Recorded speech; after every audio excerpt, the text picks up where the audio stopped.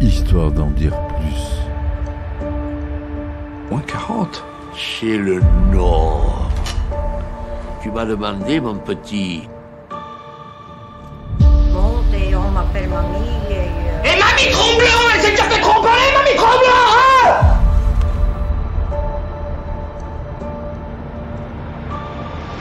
Mais il connaît pas Raoul, ce mec. Et puis en plus, je sens que ce soir, je vais conclure. Tu m'aides pas là? Non, pas là, non.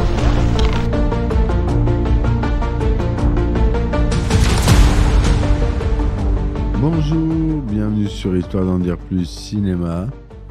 Aujourd'hui, on parle d'un film que j'aime beaucoup, une comédie noire des années 2000, sorti en 1999, avec Kevin Spacey dans le rôle principal. C'est American Beauty. Allez, c'est parti, mon kiki. Alors, American Beauty ou Beauté américaine est un film américain réalisé par Sam Mendes et sorti en 1999. Écrit par Alan Bale, le film raconte l'histoire de la famille Burnham, banale et parfaite au premier abord, mais qui va se déchirer. Le scénario est censé être centré sur le père de famille, Lester, dans la crise de la quarantaine, attiré par Angela, la meilleure amie de sa fille. De son côté, Caroline, sa femme, commence à le tromper. Diffusé en Amérique du Nord dès le 15 septembre 1999, American Beauty reçoit de bonnes critiques de la presse et des spectateurs. Il réalise plus de 356 millions de dollars au box-office. Le film est nommé pour des récompenses à plusieurs reprises et reçoit notamment l'Oscar du meilleur film en 2000, ce qui n'est pas rien, l'ultime Oscar du meilleur film pour Sam Mendes à la réalisation, qui n'est pas un inconnu, on a déjà vu des films de Sam Mendes très réussis. Un film qui dure 122 minutes, où les acteurs principaux sont Kevin Spacey, Annette Bening, Thora Birch, Wes Bentley et Mena Suvari. C'est produit par la société de Steven Spielberg, DreamWorks, SKG ainsi que par Jinx Cohen Company. Et c'est une production américaine. La famille Burnham semble, au premier abord, une famille classique américaine qui a plutôt réussi. Toutefois, le mari, plutôt soumis à sa femme, elle-même plutôt attachée aux apparences, et une fille en pleine crise d'adolescence font que l'on cumule des frustrations, un éloignement et de l'hypocrisie entre les trois membres. Le père, Lester, tombe sous le charme d'Angela, la jeune et jolie copine de sa fille Jane, qui n'y est pas insensible, bien au contraire. Au travail, un nouveau DRH l'a dans le collimateur. Caroline, sa femme, commence à le tromper avec le roi des agents immobiliers qu'elle admire.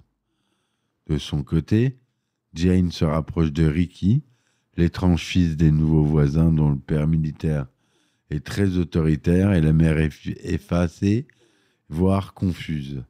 Lester réussit joliment un départ de sa boîte avec beaucoup d'indemnités de licenciement et il se remet au sport, achète la voiture de ses rêves et essaie de rééquilibrer les rapports de force avec sa femme.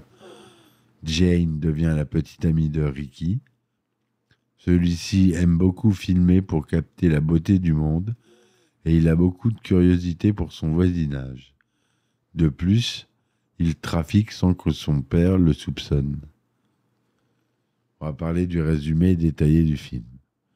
Lester Burnham, un cadre d'âge moyen vivant en banlieue, déteste son travail et est malheureux en ménage avec Caroline, une agente immobilière, ambitieuse et névrosée.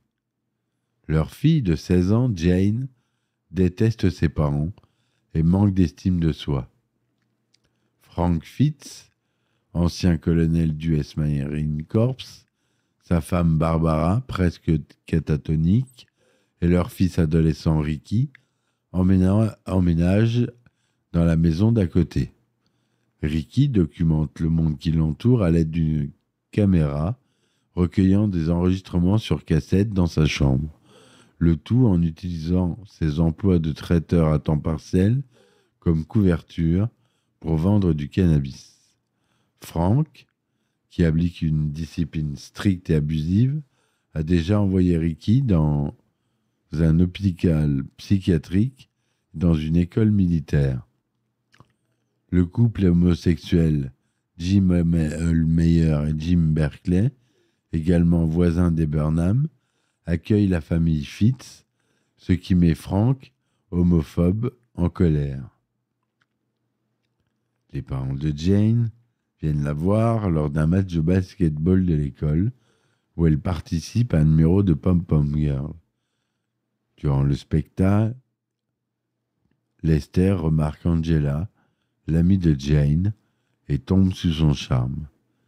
Il commence à avoir des fantasmes sexuels sur elle, dans lesquels les pétales de rose rouge sont un motif récurrent. Caroline entame une liaison avec Buddy Kane, un rival marié dans le domaine de l'immobilier. Lester est informé par Brad Dupree, son supérieur, qu'il va être licencié.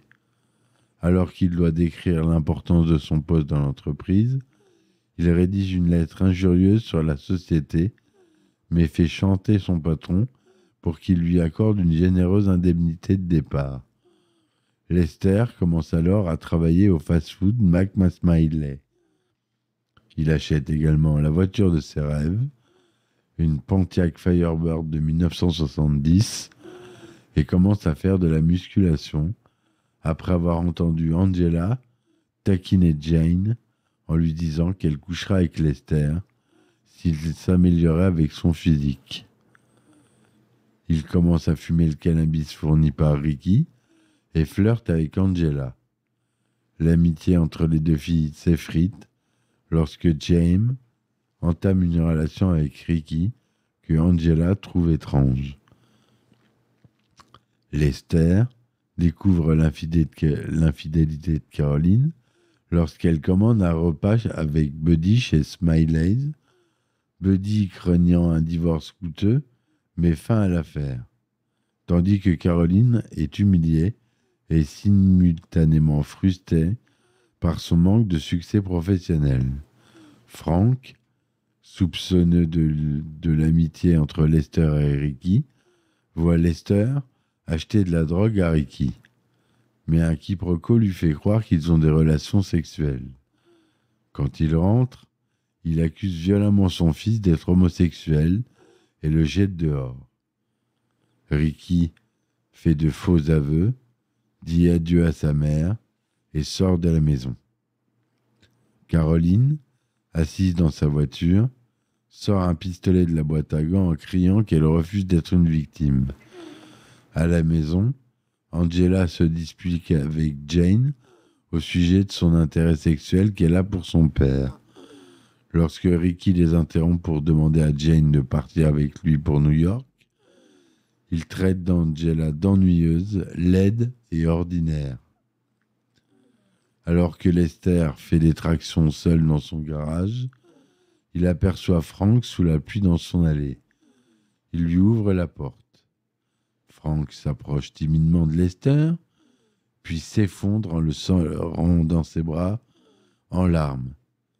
Lester commence à réconforter Frank, jusqu'à ce que ce dernier tente de l'embrasser. Mais Lester le repousse, stupéfait. En remontant pour prendre une bière, Lester trouve Angela seule dans le salon et la console, la qualifiant de belle et tout sauf ordinaire. Quand ils se demandent mutuellement ce qu'ils veulent, Angela dit qu'il ne sait pas et Lester dit qu'il a toujours voulu d'elle.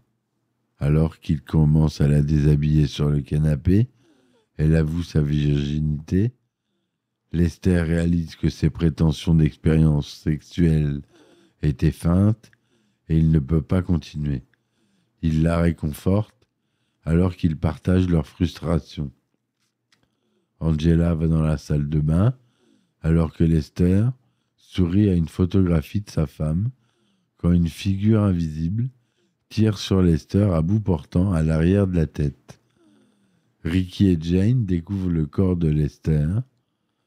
Dans le dressing principal, Caroline jette son arme et étreint avec tristesse les vêtements de Lester.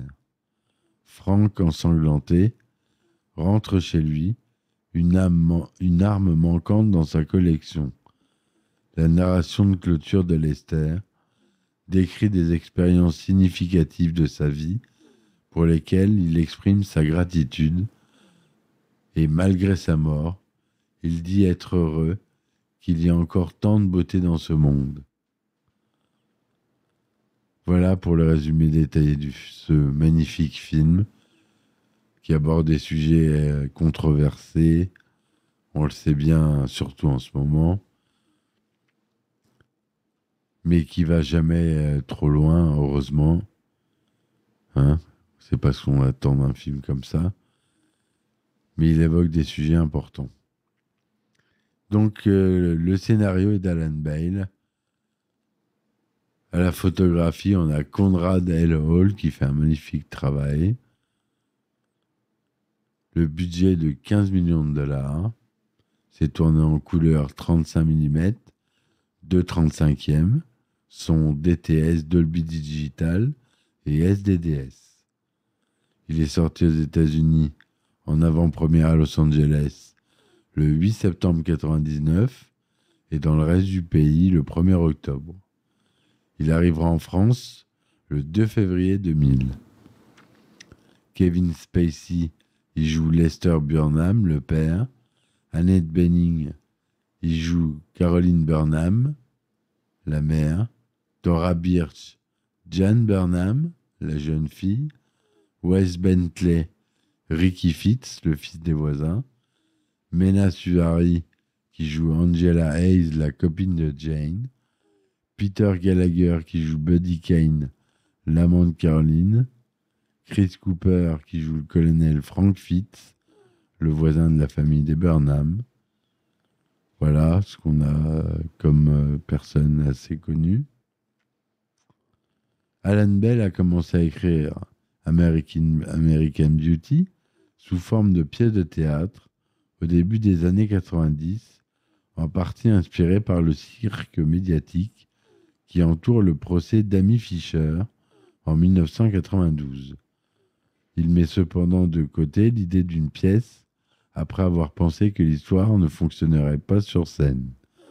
Après avoir passé les années suivantes à écrire pour la télévision, Ball relance l'idée en 1997 en tentant de rencontrer un succès dans l'industrie cinématographique.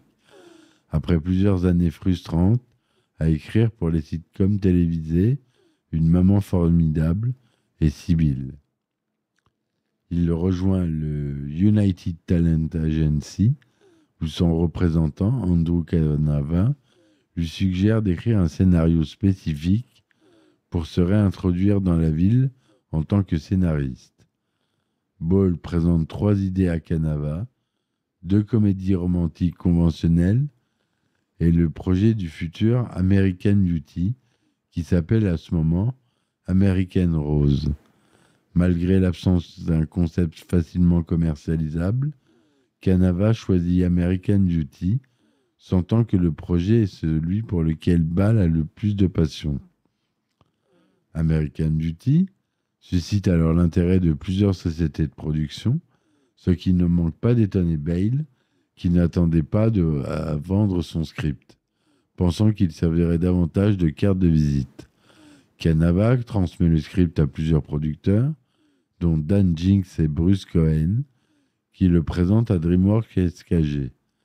Avec l'aide des exécutifs Glenn Williamson, Bob Cooper et Steven Spielberg en tant que partenaire du studio, Ball est convaincu de développer le projet chez DreamWorks.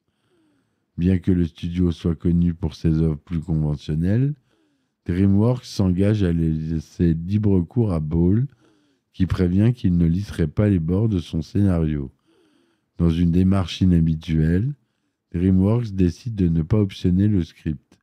Au lieu de cela, en avril 1998, le studio l'achète directement pour $255 000, surpassant Searchlight Pictures, October Film, la MGM et Lakeshore Entertainment. À ce stade, DreamWorks prévoit un budget pour faire un film de 6 à 8 millions de dollars. Alors pour les rôles, Kirsten Dunst a aussi fait partie du casting pour le rôle d'Angela. En revanche, elle a refusé le rôle, ne voulant pas apparaître dans une scène à caractère sexuel, ni avoir à embrasser Kevin Spacey, l'acteur principal du film. Plus tard, elle justifie son choix.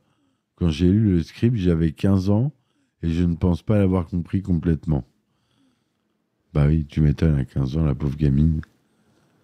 Le tournage s'est déroulé le 14 décembre 1998 au 25 février 1999, notamment à Long Beach, à Los Angeles, au Warner Bros. Ranch, au Sacramento et à Torrance.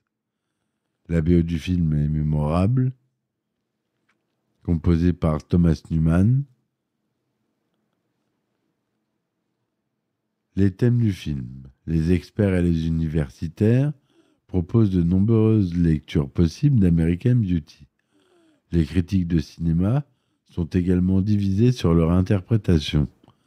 Décrit par beaucoup comme portant sur le sens de la vie ou l'existence creuse des banlieues américaines, le film résiste à une catégorisation précise, même par les cinéastes. Mendes est indécis, affirmant que le scénario semblait parler de quelque chose de différent à chaque fois qu'il le lisait. Une histoire mystérieuse, un voyage kaléidoscopique à travers la banlieue américaine, ou une série d'histoires d'amour. Et la beauté. C'était drôle, c'était violent, c'était triste. Le critique littéraire et auteur Wayne Booth conclut que le film résiste à toute interprétation. American Beauty ne peut pas être résumé de manière adéquate par voici une satire qui ne va pas de ce qui ne va pas dans la vie américaine. Cela minimise la célébration de la beauté. Il est plus tentant de le résumer comme un portrait de la beauté qui se cache derrière les misères et les méfaits américains. Mais cela minimise les scènes de cruauté et d'horreur, ainsi que le dégoût de Ball pour les mœurs. Il ne peut être résumé ni par les déclarations philosophiques de Lester ni de Ricky sur ce que représente la vie, ni sur la manière dont on devrait vivre. Il soutient que le problème de l'interprétation du film est lié à celui de retrouver son fondement et qu'American Beauty n'est pas l'œuvre de Mendes ou d'Alan Ball seul. Et bien que Mendes considère que l'écriture du film est entièrement celle de Ball et que l'écrivain soit fortement influent sur le plateau durant la production. Il doit souvent accepter les écarts par rapport à sa vision, en particulier ceux qui ont transformé le ton cynique de son scénario vers quelque chose de plus optimiste. Avec d'innombrables voix s'immisçant dans celle de l'auteur original, dit Booth, ceux qui interprètent American Beauty ont oublié de sonder le centre insaisissable. Selon Booth, le véritable contrôleur du film est l'énergie créatrice que des centaines de personnes ont mise dans sa production, étant d'accord et en désaccord, insérant et coupant. Sam Mendes qualifie American Beauty de film sur le rite de passage, traitant de l'emprisonnement et de l'évasion. La monotonie de l'existence de Lester est établie à travers son lieu de travail, terne et sans caractère. Au début du film, lorsqu'il se masturbe dans sa douche, sa cabine évoque une cellule de prison. Ce plan est le premier d'une série où Lester semble confiné derrière des barreaux ou à l'intérieur de cadres comme lorsqu'il est reflété derrière des colonnes de chiffres sur son écran d'ordinateur. L'universitaire et auteur Jodie W. Pennington soutient que le parcours de Lester est le centre de l'histoire. Son réveil sexuel en rencontrant Angela est le premier de plusieurs tournants alors qu'il commence à se débarrasser des responsabilités de la vie confortable qu'il a fini par mépriser. Après avoir partagé un joint avec Ricky, son esprit est libéré. Il commence à se rebeller contre Caroline. Changé par la confiance attrayante et profonde de Ricky, il est convaincu qu'Angela est accessible et réalise qu'il doit remettre en question son existence banale, engourdissante, suburbaine et matérialiste. Il prend un emploi dans un fast-food, ce qui lui permet de régresser à un moment où il peut voir toute sa vie devant lui. À l'instar d'autres films américains sortis en 1999, tels que Fight Club, À tombeau ouvert ou Magnolia, American Beauty instruit son public à mener des vies plus significatives. Le film plaide en la faveur du non-conformisme, mais ne nie pas que les gens en ont besoin et en veulent. Jim et Jim, les autres voisins des Burnham, sont une satire du couple gay bourgeois qui s'investit dans une similitude engourdissante que le film critique chez les couples hétérosexuels. L'académique et l'auteure féminine Sally Hermunt soutient qu'American Beauty utilise ses aspects cinéma d'art et d'essai pour diriger son message de non-conformisme, principalement vers les classes moyennes, et que cette approche est un cliché de la préoccupation bourgeoise. La prémisse sous-jacente étant que le luxe de trouver un soi individuel à travers le déni et la renonciation est toujours accessible à ceux qui sont assez riches pour choisir et assez rusés pour se présenter de manière sympathique en tant que rebelles. Voilà ce que je voulais vous dire sur ce film qui a reçu un très bon accueil puisqu'il reçoit un accueil de 87% sur Rotten Tomatoes, une note de 8,2 sur 10 sur 15 pour 990 critiques. Aux États-Unis, il remporte plus de 130 millions de dollars pour plus de 356 millions au box-office mondial, 37 semaines d'exploitation pour les États-Unis et 16 semaines d'exploitation pour la France. Il a eu Oscar du meilleur film, Oscar du meilleur réalisateur pour Sam Mendes, Oscar du meilleur acteur pour Kevin Spacey et Oscar du meilleur scénario original pour Alan Bale, Oscar de la meilleure photographie pour Conrad Hall, Golden Globe du meilleur film dramatique, Golden Globe du meilleur réalisateur pour Mendes, Golden Globe pour meilleur scénario pour Bale, etc. pour les BAFTA, les Screen Actors, meilleur film, meilleur acteur, et même un Grammy Awards pour la meilleure bande originale. Et oui. Voilà, j'espère que cette chronique vous aura plu, mes amis. N'hésitez pas à me soutenir sur mes plateformes, je mets le lien en description. Si vous voulez écouter des épisodes inédits et des anecdotes de tournage de ma petite concoction, je vous invite à vous abonner à Acast Plus. C'est un petit abonnement qui coûte 2 € par mois ou 3 € et qui permet d'avoir des épisodes en avance, des épisodes inédits et des anecdotes, des épisodes plus longs qui durent 1 ou 2 heures où je réunis des amis dont on parle cinéma. Donc voilà, je vous remercie de m'avoir écouté, je vous dis à très vite et ciao ciao. Histoire d'en dire plus. Moins 40. Chez le Nord, Tu m'as demandé, mon petit. Bon, et on m'appelle mamie. Et mamie Tremblant, elle s'est déjà fait tromper, mamie Tremblant, hein?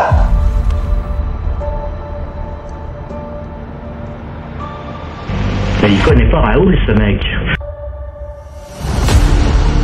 Et puis en plus, je sens que ce soir, je vais conclure. Tu m'aides pas là? Non, pas là, non.